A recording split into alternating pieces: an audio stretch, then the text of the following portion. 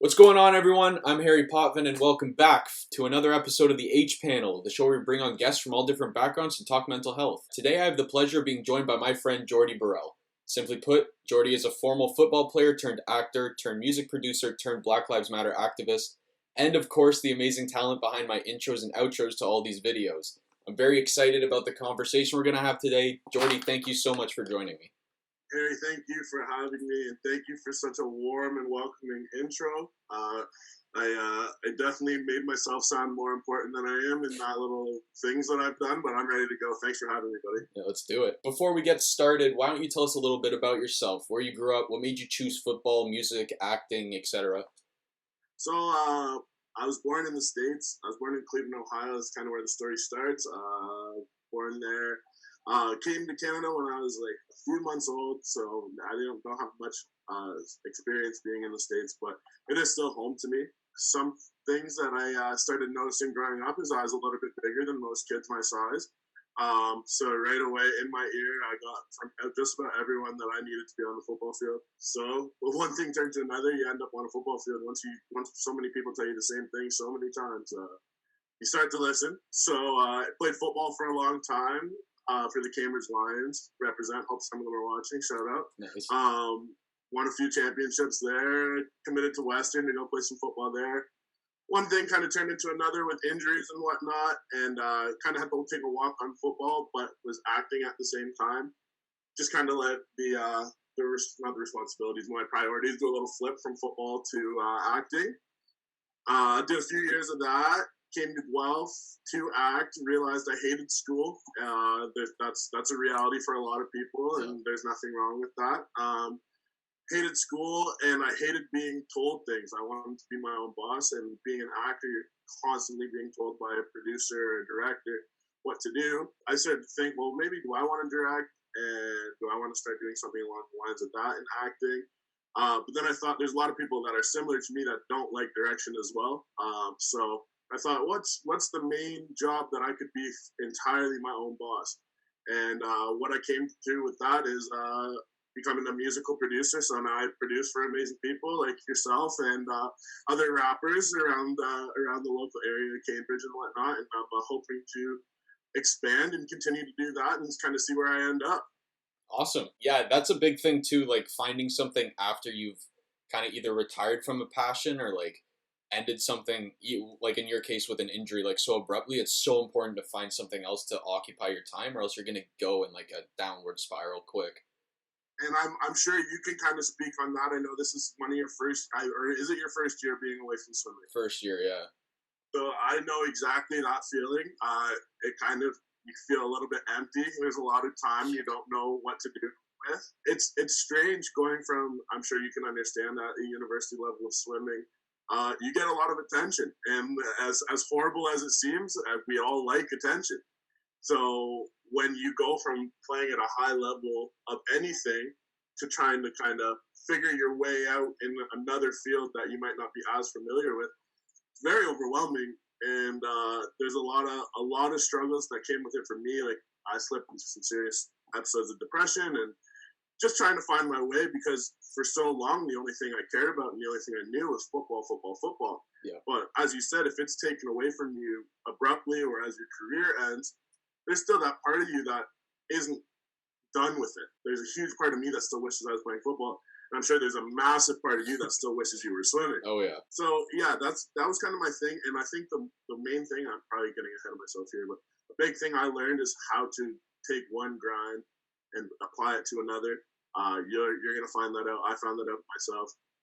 We have made it so far athletically that we can channel that same drive and energy into realistically anything we want, as artificial as it may feel at first. I knew I had the ability to do whatever I want. As everybody watching and as everybody listening will know, you have every opportunity and ability to do everything you want. Just learn how to apply that grind and pressure somewhere else. Absolutely. Yeah, that's definitely a very important lesson for people who just retired, who might feel a little lost, little useless.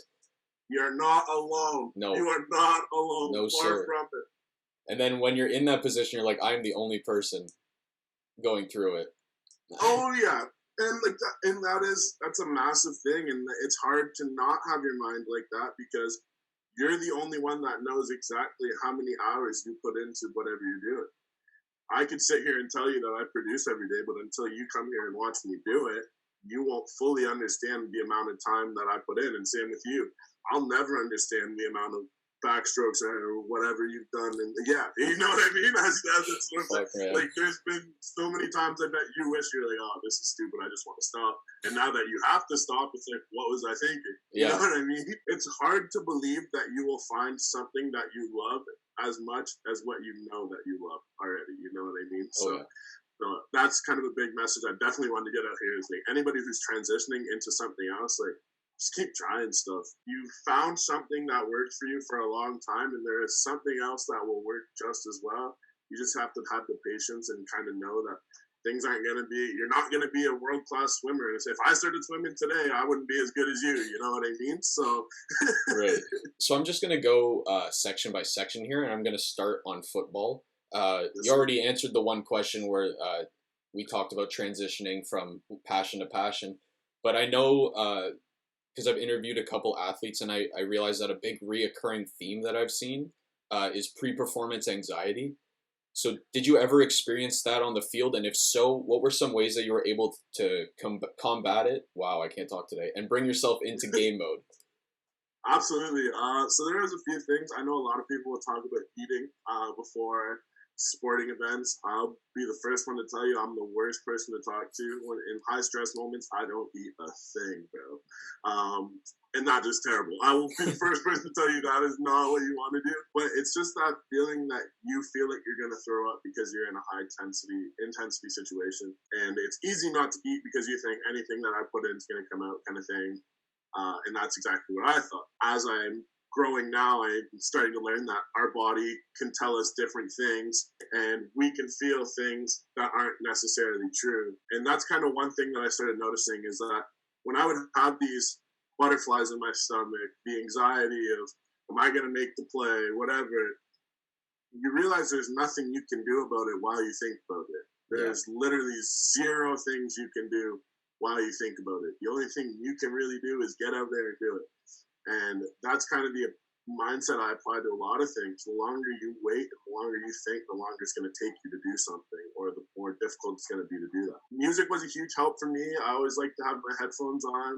It just kind of gives my mind something else to work with while I ponder thoughts of what's going to happen in a game, or getting small meals in, not even a massive meal, just making sure your stomach has some sort of sustenance in it that, you know, you don't need to be full before you compete, but your body does need that fuel and nourishment to be ready to go. That's mainly it. Honestly, I'm a pretty bad person to ask because I'm pretty straightforward. Like, I just hopped into games. I was ready to go. I would just not eat. So please, everyone eat. It is very important.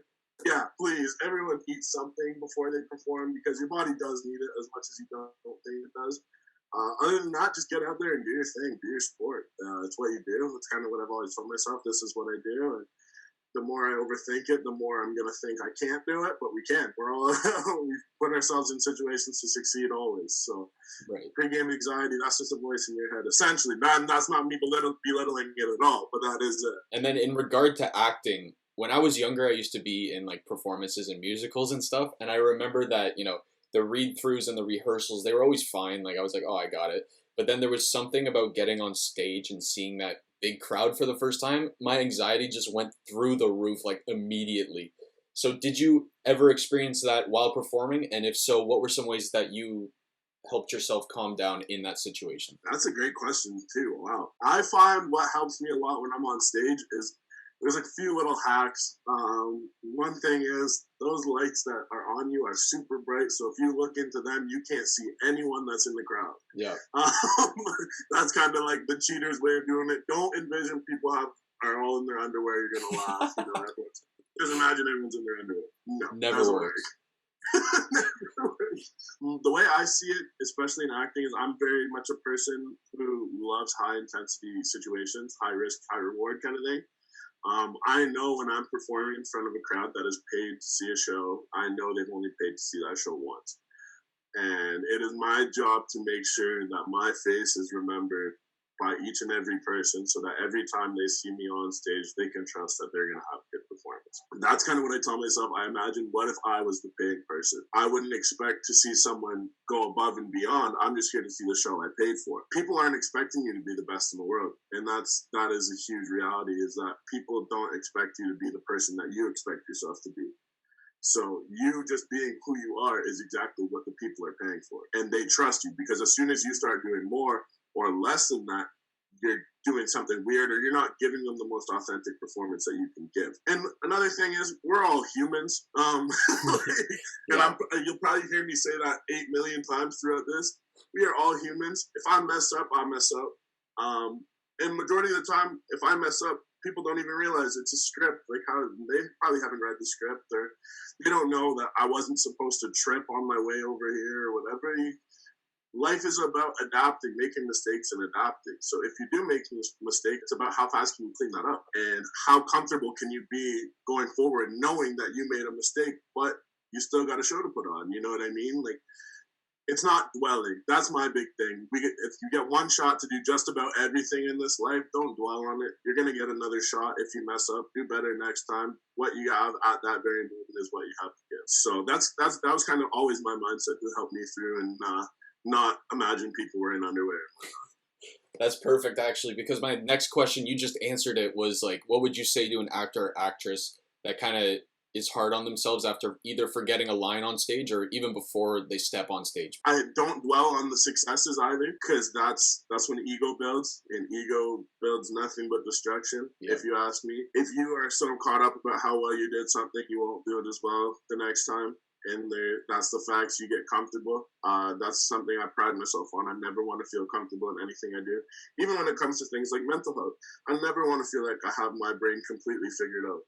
Because as soon as I think that, I know for a fact I don't have it figured out. Right.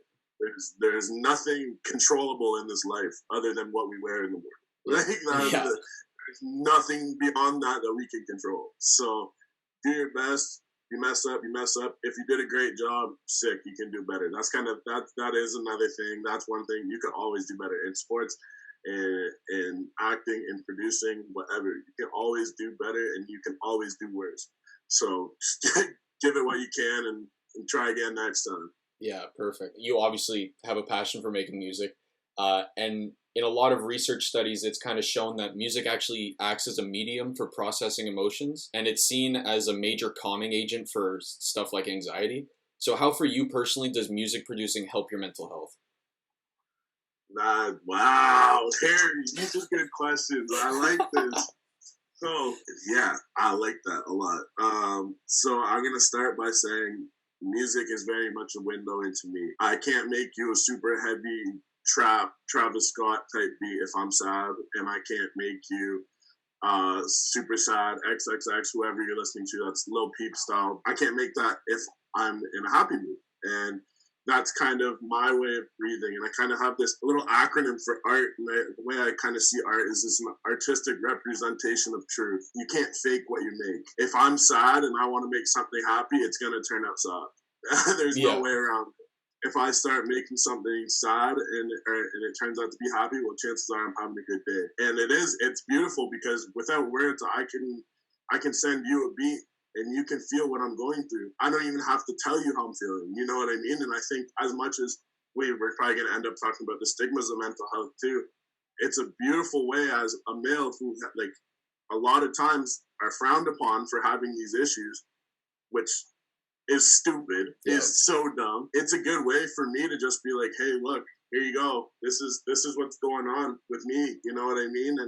And I don't necessarily have to put that in words for you to understand, but this is what's going on, and this is my way of conveying it to you. This is my representation of my truth, right? So it's incredible what music can do, because it definitely, from one person to another, it connects us. I don't even know. Like, it's such a crazy thing. Like, it's just sounds. Like, realistically, it's just sounds. But somehow we've, like, narrowed it down and, like, have figured the science out to such a point where we can just create emotion with sound.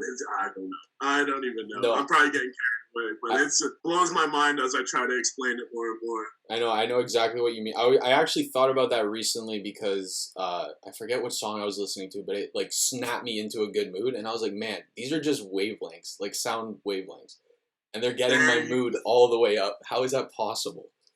How? And did the person know they were gonna do this, or was the person just happy and they wanted to make the song? You know what I mean? Like, there's no science behind it. Like, it's just people doing what they do, and then it makes us feel a certain way. It's crazy. It doesn't make sense. I know, it's so weird. I wish I could explain it, but I don't have that kind of background. Me neither. And I do this every day. I don't know how this works. Yeah. Man, so what is your most memorable experience in music, whether it be how someone used one of your instrumentals or how a track you made kind of impacted you? Musically, I will say what impacts me, and it's kind of like a continuous thing, is I'm a singular person. I'm one person. And there's a lot of people that hit me up for music that either I haven't talked to before, or for some reason I have established that I won't talk to them ever, which is a terrible mindset, but I will admit to being as guilty of that as anybody else can. I think there's a unity behind it all that is like every day that it happens, it becomes more and more unbelievable. Whenever someone random hits me up and is like, yo, this beat is like a hit, and maybe they're from Turkey, and they're a 14-year-old kid, and this is the exact beat they've been looking for their whole life.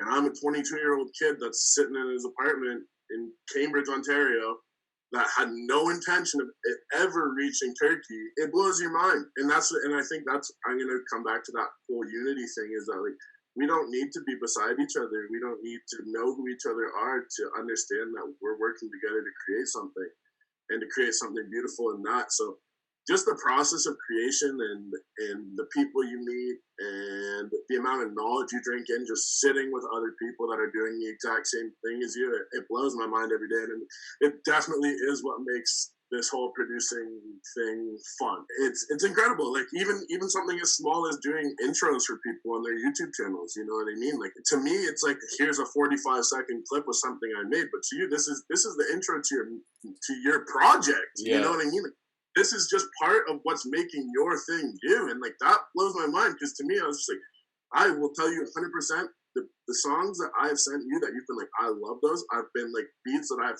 stored away for years. Like years. And you're like, oh, those are sick. And to me, I'm like, oh, well, I didn't think they were sick, I just made them. You know what I mean?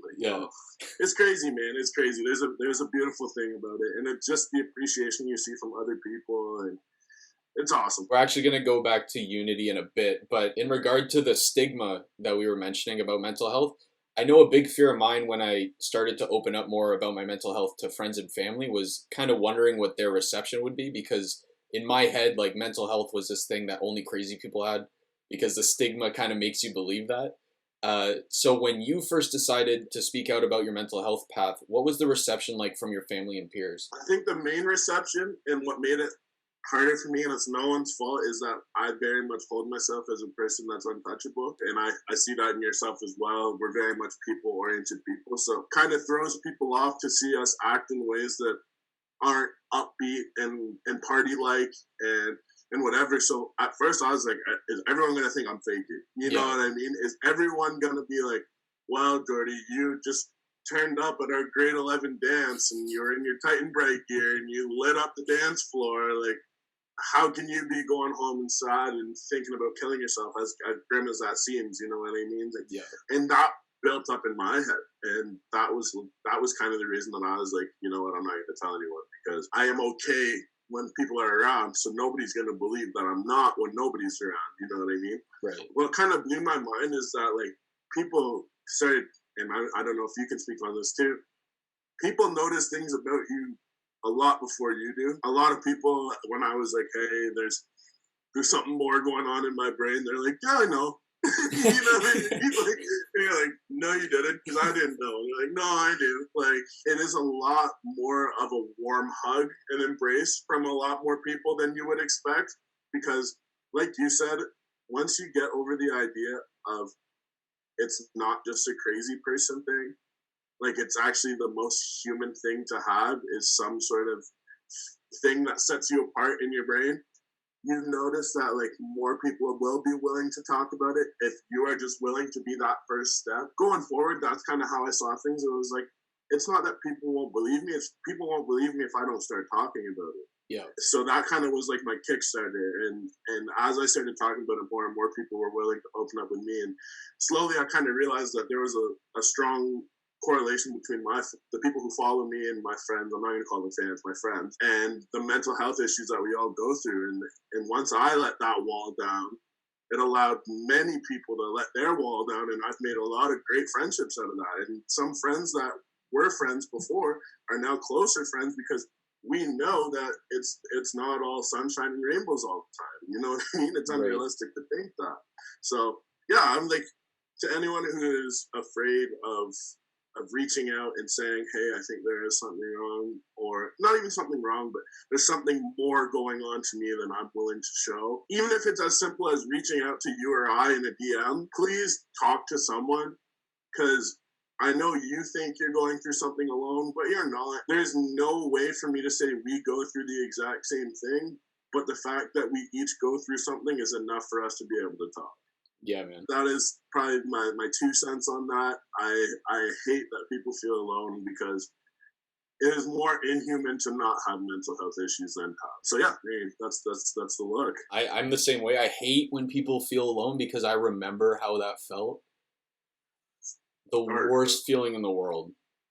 It's dark. I don't want people. Yeah, I don't want people to feel that way anymore. I wouldn't wish that on anybody. I was like, no, man. and that's the thing, is that like it's such a hard time in society to be open to, because I'll be the first to admit I have a dark sense of humor, and there's a lot of people that do. Yeah. You know what I mean? Yeah. So like, it's more frequent for someone to be like, if this girl doesn't text me back, I'm gonna kill myself. You know what I mean? And like, it does make that issue seem a lot smaller. So people are like, oh, well, like people say that all the time. So if I say it, like, they're probably going to think I'm joking. So I'll just keep it to myself. It's like, I see where you're coming from. And that's like, that is mainly the thing I want to get across, is that like, I understand all the anxieties in everyone's head about why they don't want to speak up. But like, the comfort that comes with speaking up and letting people know that like, hey, yeah, I know you guys joke about this, but this is my reality. It opens people's eyes, and it makes people, that's how we're going to make change in this world, is letting people know that some of these jokes we make, as much as they're jokes to me, or as much as they could be jokes to you, there are these people in the world that don't find that funny. You know what I mean? And they're very confused by the things we joke about, because it's so real to them, and they don't deserve to feel like they're the only ones feeling that. No. Regardless of who's joking about it. So one question that I'm using as like the big question for season 2 of my show is kind of circled around hope. And when my man Asante last week came on the show, he mentioned his quote that I love, where he goes, "Right now is a hard time, but it isn't a hopeless time." What are some ways that you can share with the viewers that you've been able to keep hope in times like this, where it seems almost impossible with everything going on? That's awesome. I like that quote a lot too. I think what's important is we only know what's happening right now, and we only know what's happened in the past. The future is as uncertain as everything else, but history does repeat itself if change doesn't occur. You know what I mean? So as long as we are hopeful and open to adapting to new lifestyles, new changes of minds, just kind of like you said, hope, like hoping that better days are coming. If we all hope for the same thing and we all enact the same thing to create that change, there's no way that this world won't change. Yeah. Especially right now with the amounts of racism that's occurring in the world and popping up all over the place. We know where we're at currently, and it's bad. It's a terrible place. We live in a horrible world. I'm getting that out there now. But we need to know that, and we need to know that we haven't done enough, and that's coming from a Black man that's affected as much as everybody else. And I can't think that I've done enough, or else things aren't going to change. And that's kind of the mindset we all need to have, is that like, if we are content with the way things are going right now, which I will tell you, and I know for a fact that you're not, and I don't like the world we live in, then we all need to agree that until racism is gone, or any issues along the lines of that, until they are completely gone, that none of us are doing enough. And that goes to the people that haven't missed a Black Lives Matter protest, or the people that are just retweeting stuff. There's no finite ending to support and awareness. we can do more. We Right. can do more. It's easy as people of color going on a podcast. Like, you gave me this awesome opportunity to tell people this is how I want to see change. And if 10 people learn what I want them to learn and spread that to their 10 people, we're going to change. Yeah. But to say that, like, only certain people in the world, like, oh, only America has racism, like, America's messed up. Canada's messed up too. You know what I mean?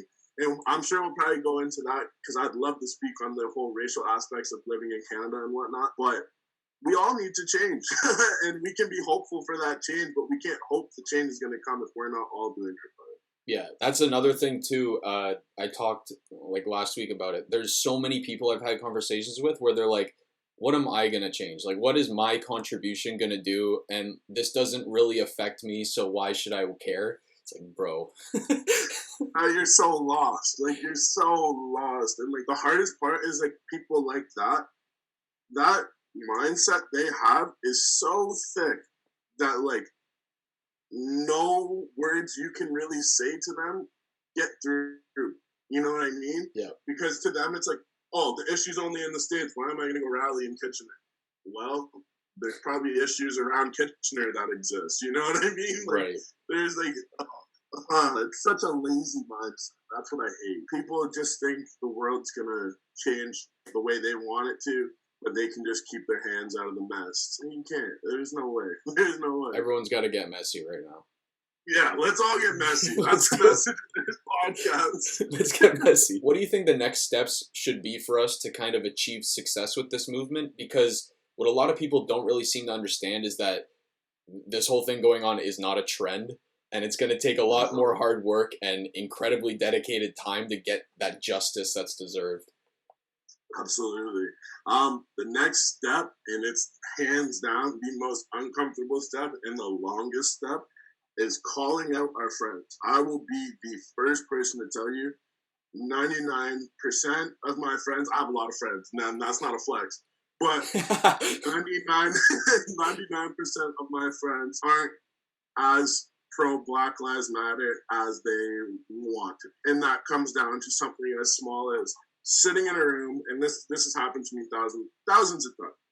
Sitting in a room and someone asks me, hey, where are you from? From Cleveland, Ohio, born and raised, or not raised, born.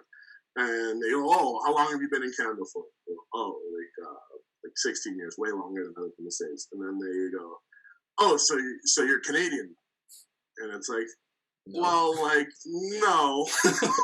And they're like, well, you didn't even live in the States. And by the way, like, the States is a bad place. And then, like, I'm defending myself and just saying, well, yeah, I have an American passport. Like, I have melanin in my skin. I'm not from Canada. Like, no one from Canada is from Canada, by the way. Let's get that through our heads, unless you're a Native American. So, and just sitting in that room and having to fight that argument by myself. It's like, why are we so uncomfortable to stand up for something if we all want to retweet it and put it on our stories? You know what I mean? Like, yeah. You can't talk the talk and not walk the walk anymore. That's kind of my look on it. It's that if you're one of these people that are doing the Blackout Tuesday posts, which I have no problem with, we'll go into that a little bit later, but if that's you, then that's posting that black square, then yes, I'm holding you accountable from now on. Yeah. If I sit in a room and someone speaks out of line and I speak up for myself and you sit there quiet with your arms crossed, then I don't care about your Blackout Tuesday posts. You know what I mean? Like, that's the step. It's walking the walk. It comes down to thinking about things that we say in ourselves. I've been told that, like, oh, you're not even black, you're brown. What the hell does that mean? You know what I mean? Like you don't know. Yeah, it's like, oh, okay, well, I am who I am. Oh, shit, I guess I am brown. Yeah, actually, you know what, you're right. Let me just change that in my Instagram bio. Brown male, you know what I mean? Like, what do you, like, do you want me to be closer to white than I am? You know what I mean? Yeah. And, like, if that's the case, why does it matter?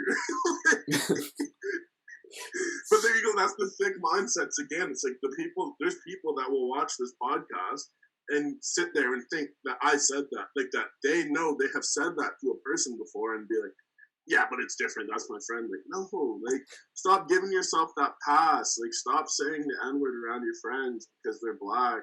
Yeah, we could go into that one too all day. God. What a benefit to be able to say that word. Like, man, people who they're like, please, just let me say it. Let me say it. It's like, why? Why? Here's the worst one. You'd be sitting in a classroom and the teacher's reading like a civil rights movement book. A black person gets called the N-word and everybody turns in class and stares at you. Like, are you gonna fight the teacher quick? What are you gonna do about that? And it's like, bro, that is don't turn and look at the only black person in the room. Man, they did that in To Kill a Mockingbird. When we were reading it, everyone was like, bro, did you hear that? Did you hear what she just called you? And it's like, man, I get it. It's worse for you to associate that word with me than for her to say that. A friend one of my really good friends, we were talking about, when we were growing up, low-key racism that happened and that no one really talked about. And he mentioned one instance where every time we would have a black substitute teacher, kids would go and be like, oh, is that your mom or dad? Get that all the time. Bro, what? What a stupid thing to say. Are you related to them? What? It's horrible, but it's so stupid. And that's why it's so hard to even be serious, to tell people not to do it, because it is such an obvious thing to not do. It is so, you literally just have to be an alien to not understand that you don't need, imagine if roles reversed. Yeah. If I walked up to every white person I met and said, are you guys related? I would probably say that phrase a few times before I die. You know what I mean? Yeah. And nobody would be like, yeah, no, we're not related. Why are you saying completely different places. I don't know this guy. Literally, I've never met him in my life. So it's weird. And that's some of the issues that just need to go, and they can't be accepted anymore. And I had a friend message me last night because I was kind of going on a tangent about race and how people like to say same thing, that, oh, you're not American, you're Canadian, you've lived here longer. It's you sound so dumb. Yeah. And it's bad that I even have to tell you that you sound dumb, because when I say that, you're going to be more offended that I called you dumb than I should be offended about what you said, kind of thing. Yeah. So we're not ever going to get to a point where we agree on this, but you just sound stupid. I don't want to tell you how to insult people that are racist, but you do need to let people know that, listen, your opinion is stupid. Everyone has the right to an opinion, but when it's a hateful opinion, they don't. I don't care who you are. I hate people in my own life, I will admit that. But I don't expect anybody else to hate them, and I don't expect those people to ever feel like I hate them. It doesn't matter. That is a personal thing that I have in my head that no one needs to share with me, because that's negative. And it's hateful for me to think that way. So why would I want everybody else to think that? You know what I mean? I've said it before, and I'll say it a trillion times while we're going through everything. I don't get racism at all. And I don't get why it's such a debate that we should have equal rights for everybody. I'll never understand that. Last week, I kind of spent the whole week protesting, or 2 weeks ago or whatever. And I'm standing there with signs above my head, and I'm screaming at the top of my lungs, Black Lives Matter. And it's to the point where I'm like, why am I even shouting this? You know what I mean? Right, yeah. Why am I surrounded by thousands of other people that feel the same way, screaming something so obvious? You know what I mean? No, I know. But it's the world we live in. And until it changes, that's what we're going to have to do, because there's people that aren't willing to do that. Yeah. You know what I mean? And those people still think they're not racist. They just have better things to do. Well, guess what? People that look like me are dying in the streets because people that look like you think you have better things to do than be at a rally. You know what I mean? Yeah. And I don't know. Man, saying you have better things to do is so selfish. Oh, it's man, you wouldn't, oh.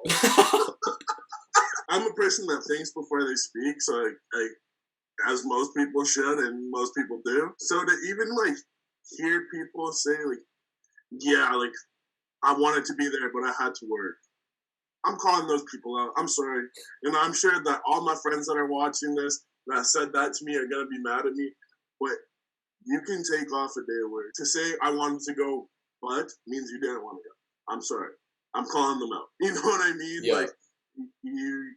You wanted to go because I was talking about going and how important it is to go, but you wanted to go make $60 for a day of work, which isn't an issue, but just don't false claim. You know what I mean? Don't say this is what you want to do and not do it. It's stupid. Yeah, It's right. stupid. If I'm getting this right, I think I am. You were at 3 protests recently for the Black Lives Matter movement. Yes, sir. Cambridge, Guelph, and Kitchener, right? Yes, sir. Yes, sir. So for me, when I went to both the Guelph and the Oshawa protests, I found it like incredibly like powerful and like really moving because frankly, it made the future seem a little more promising seeing all those people there.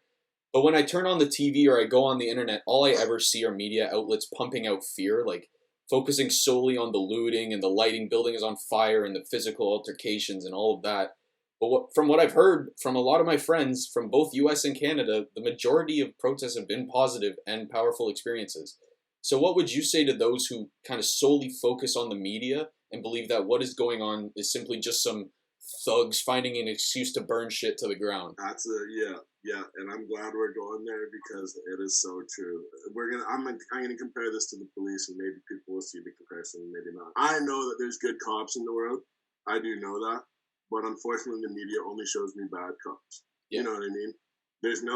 I don't see the video of the cop that saved the cat from a tree for a little girl. You know what I mean? Like, I don't see the cop that walked the old woman across the street. I see the cop that shot someone for having melanin in their skin. I see the man who knelt on George Floyd's neck. I'm not even going to say his name because it doesn't make recognition. No. Take that same energy to protesting. If you generally think every person that's protesting is out there to break or loot things, then you're not looking at the right things. You're doing exactly what the media wants you to do. Oh, here we go. I'm the biggest media skeptic ever. The media is designed to make us hate each other or to be afraid of each other. And we can take that from race to this whole COVID-19 issue. I've never been more stressed out walking in a grocery store in my life. Man. It makes me want to throw up being in a grocery store. Speaking about mental health issues, holy, do I feel like I'm dying in a grocery store. Yeah. But realism of it is that, like, if you don't watch everything on the news about COVID-19, you realize that it's generally a flu. Like, and I'm not belittling it. It is very lethal. I'm not gonna. We need to take the same repercussions that we take to not spread the flu. If you are watching more than that or caring to feed in more than that from the media, you are going to be paralyzed to leave your house. Yeah. And that is the same as a rally. I had a lot of people text me, yo, do you think these rallies are going to get violent? Been seeing a lot of stuff. And I just want to make sure I'm going to be at the right place. You think there's going to be riot here and stuff? If anybody is going to the protest thinking that there's going to be people rioting, A, they're either not going to go, or B, they're the people that want to start the riot. Everybody else that's there is there for a purpose. Violence isn't getting us anywhere. Black people dying isn't getting us farther in the legal system. That's the exact same thing. We can't go to a protest and light the city on fire and expect change, but we can go to a city and light a city on fire if the government's not listening. And that's kind of the contrast I see is that, like, there are people that are looting and doing all that because it's their way of saying to the big corporations a big F you and this is our land and you're taken from us now. But a lot of those people that you're seeing looting have literally in the mindset of, I need to go and destroy something because that's what I think rioting and looting is, and I don't have any reason other than to steal some stuff and to break some stuff because it makes me feel cool to be at these protests. Those people don't care about change. They like anarchy. I don't want to see anarchy. You know what I mean? I'm good. Like, I like being safe. Like, I'm down for that. So when I go to protests, I go to share a message and spread a message. I don't go to start any issues. And most people think like that. So when there are these people that break things, they are officially the minority of the protests, and those people are more frowned upon than the protesters. The media, though, there's nothing exciting about just watching people march in the street. It is to us, but for the media, it's like, yeah, but there are people dying, so they should see that. You know what I mean? Yeah. So to anyone that is watching the media and gaining any ideas of how these movements are going, just go. Just go see what's actually happening. We need to stay peaceful until change occurs. And if it comes down to that time where we need to riot, then we riot. But until then, we got to get our message across as safely and legally as possible. Yeah. Like I said, everyone has the right to their opinion. media is the government's way of saying this is the opinion you need to have. Since there are people like you and I behind media, there are going to be opinions that are spread, but they just have the biggest voice. So if they say, hey, jump, we have to ask how high because they're the ones that are asking everyone in the world to jump. To anybody that is on social media being horrified by CNN or anything, please unfollow them. It is so unhealthy. Social media doesn't need to be your news outlet. My social media is tailored to music and art because when I go on my social media, I have no desire to leave it a more upset person than when I first got on there. It just doesn't make sense. With everything going on, like mental health needs to be a top priority because I'm guilty of it too. I scroll through social media and I come out and I'm more upset or more angry than I was before. And you get into like this deadly loop for days of just like days, man. You lose motivation for anything because you're like, man, what's the point? The world sucks. It's so tough. That is the best way to put it, man. And it sucks that it's generally out of your control because you could just have that one friend that sees things different from you, so they think, oh, I need to share this video of COVID deaths, or I need to blah, blah, blah. And you weren't even expecting to see that on your timeline, but you're just going through stories. Next thing, your brain's saying, holy, how many other people have died from COVID? Hop on Google, blah, blah, blah, blah. It's a trap. It is a trap, man. We got to stop sharing traps. And that's one of these things that I always say to people is that if you read something and your immediate reaction is, wow, that was terrible. I wish I didn't know that. Why the hell are you sharing it to other people? And it seems so easy. Like when I put it like that, it's just like, oh yeah, I didn't feel good after it. So why do I need to share it? And then people start saying, oh, well, people need to know what's going on. Yes, I get it. But there are better ways to do it. Like, and we don't need to know everything that goes on. If we knew everything that went on in this world, we would all be terrible people. Another huge question that I'm trying to ask in these episodes, because there's a lot of debate and I think we mentioned it before, and I've had too many conversations of people trying to prove me wrong on this topic. What would you say to people who are firm believers that Canada is not racist? Oh.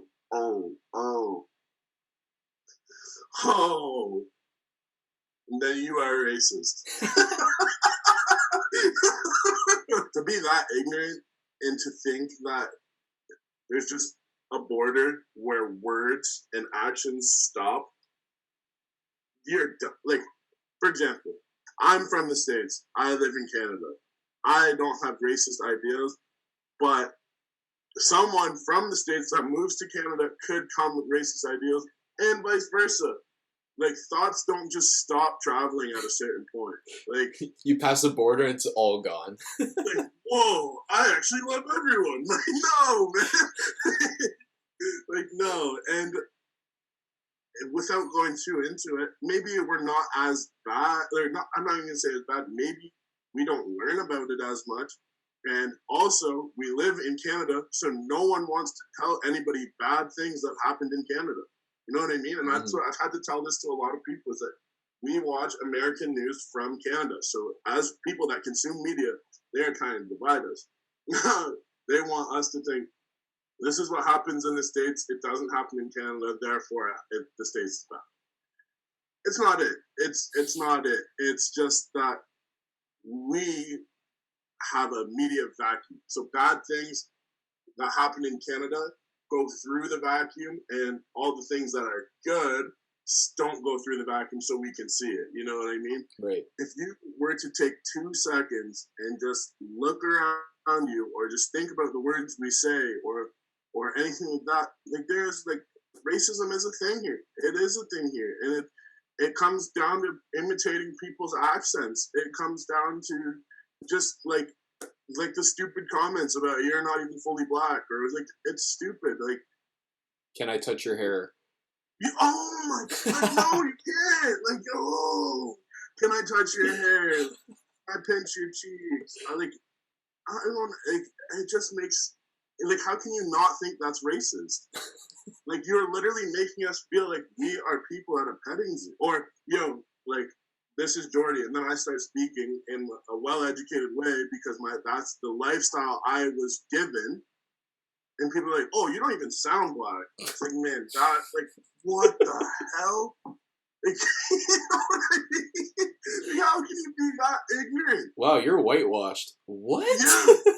No, seriously. Seriously. He's like, oh, you don't even act black. It's like, well, sorry I don't fit the code, man. Like, I'm sorry that my ancestors were oppressed into not even having education and they had to teach themselves how to speak. You know what I mean? Yeah.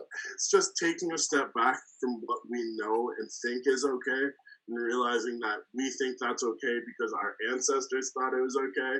And there's just too many people that aren't willing to say, hey, Dad, you're have some racist ideas that you spread on to me, so I have to call it here because I'm realizing it and you're not. You know what I mean? Mm-hmm. And those are the conversations we need to have, and that is how we will get rid of racism in Canada. Because I will tell you that is the biggest issue is that we just aren't willing to learn from our mistakes. Oh, you don't sound black. That is just some people.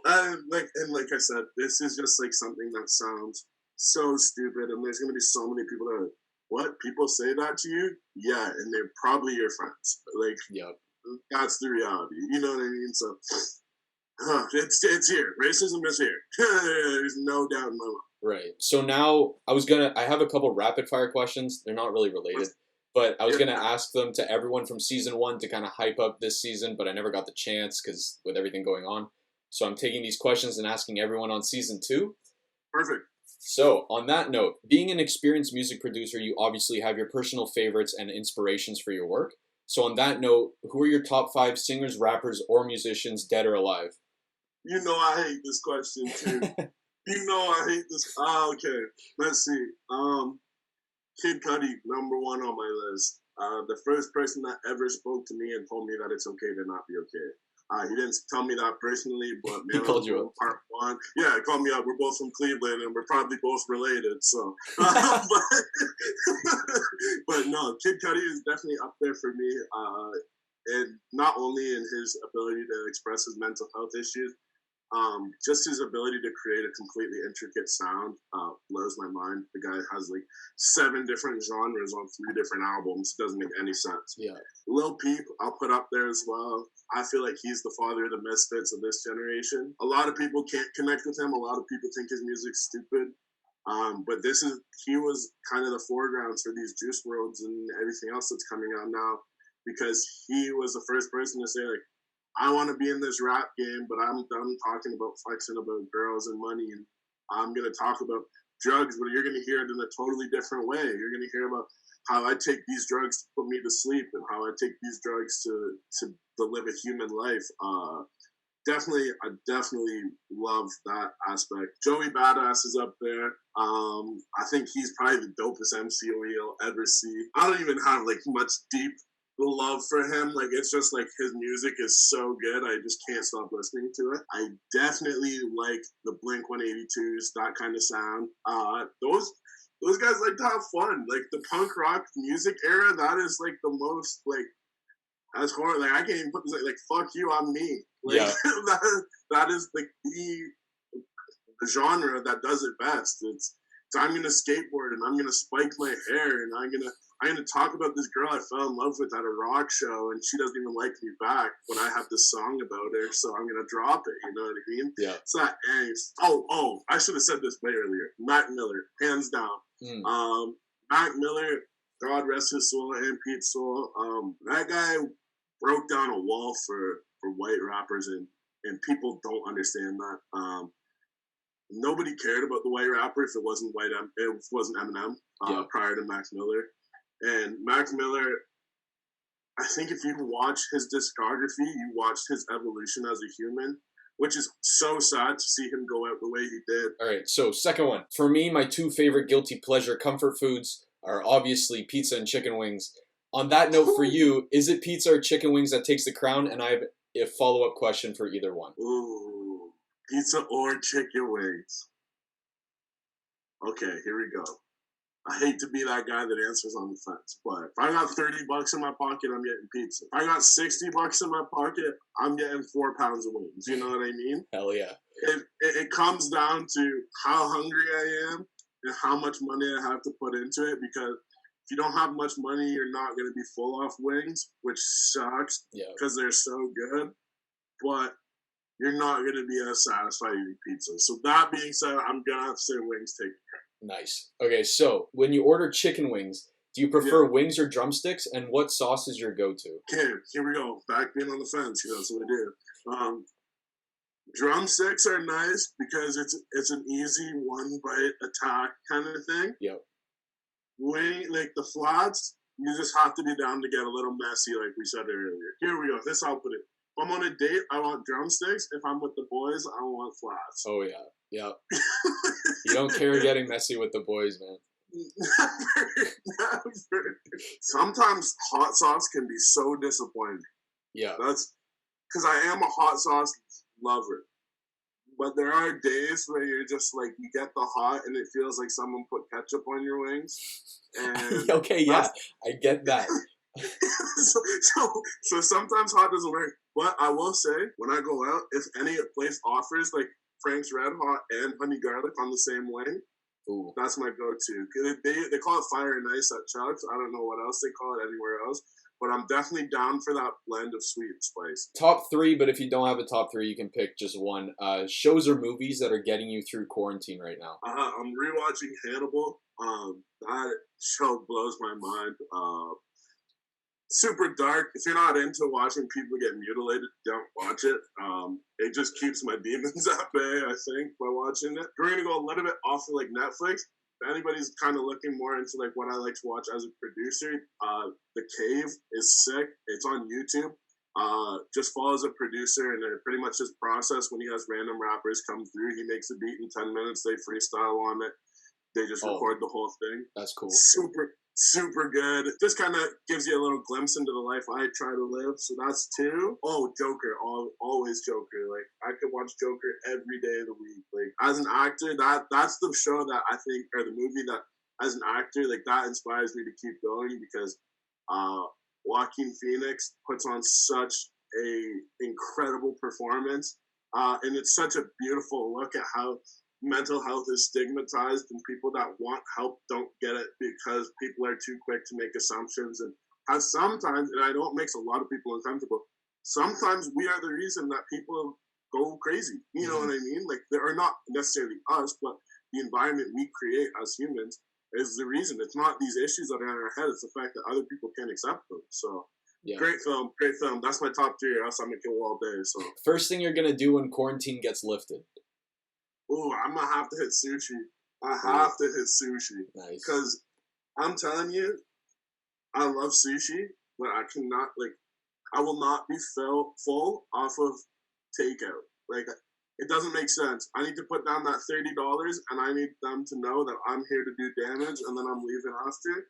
I can't put down $30 and be full if it's getting delivered to my house. So I gotta do that. I miss it. Love it. Nice. And then finally, if there's a viewer watching this who's going through a situation that was similar to the one you've experienced, or just someone struggling with their own demons, or even someone struggling with the current events going on, what is something that you would want them to hear?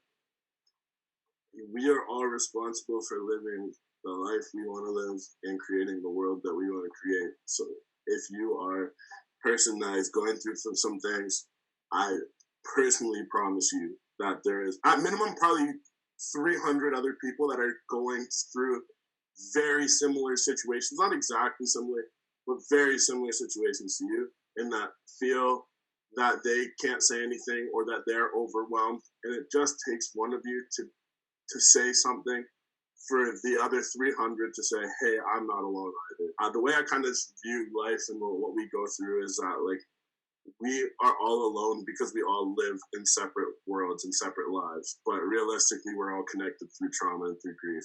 And we're connected through good times and all the other positive things in life as well. But it's easier to feel connected through different things. But it's deeper to feel connected through the bad.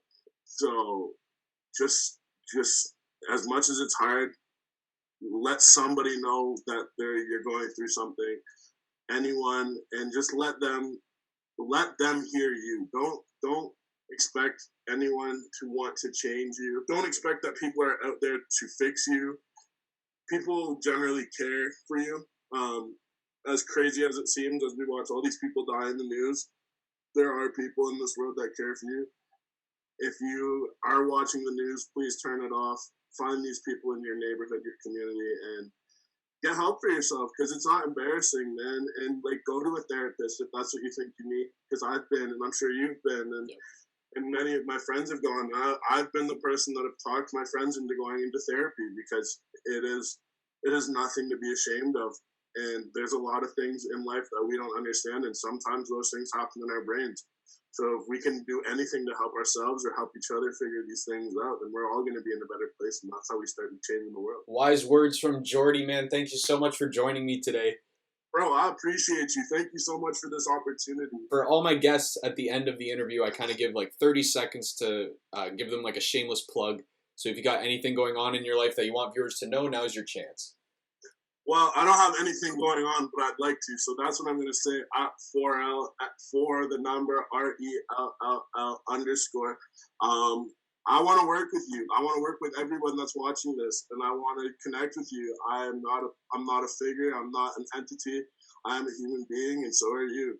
So if something I've said has touched you, or if something I said may have struck the wrong chord with you, let's talk about it. Like, I'm here to listen and to be as humane and to work and to create this exact world that you and I have been talking about this whole time. And this is my steps to that. So, like I said, I don't know if you can animate my @ on there, and it doesn't really matter if you can't.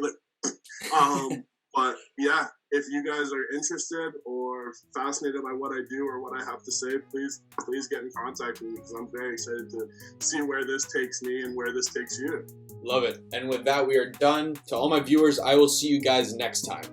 Appreciate you. Thank you, Harry. Thank you for watching another episode of the H Panel. I really appreciate you guys. For more episodes of the H Panel, click this button right here. And if you want to subscribe for more videos from myself, subscribe is right down below. Thanks, guys.